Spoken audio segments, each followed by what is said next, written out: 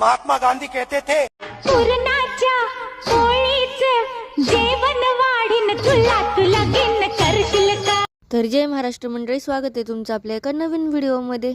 तर आज आहे गुढीपाडवा म्हणजेच हिंदू नववर्ष, आणि त्यामुळे सकाळी सकाळी सर्वात आधी दादासाहेबांनी गुढी उभारून घेतली आणि त्याच गुढीसमोर आईसाहेबांनी फोटोशूट केलं. त्यानंतर आपण लुटूपुटू करत आईसाहेबांनी सर्व स्वयंपाक करून घेतला. आईसाहेबांना जुन्या दिवसाची आठवण झाल्यानं त्यांनी आजीकडून कडी आणण्यासाठी तांब्याचा उपयोग केला. आज घरामध्ये सत्यनारायणाची पूजा असल्यानं आधी पूजा नंतर देवपूजा करून आईसाहेबांनी देवांना नैवेद्य दाखवला. दरवेळीप्रमाणे घरात असल्यावर कुटाणे करणं आपण आजही सोडलं नाही आणि त्यामुळेच आपण घरामध्ये एक असं सुंदर गार्डन तयार केलं. एवढी सगळी कामं केल्यानंतर आम्ही झाडाच्या गार सावलीखाली पुरणपोळीचा आस्वाद घेण्याचे ठरवले. आईसाहेबांनी एक एक पदार्थ ताटात वाढला आणि मग काय सुरुवात झाली हाताच्या आणि तोंडाच्या भांडणाला.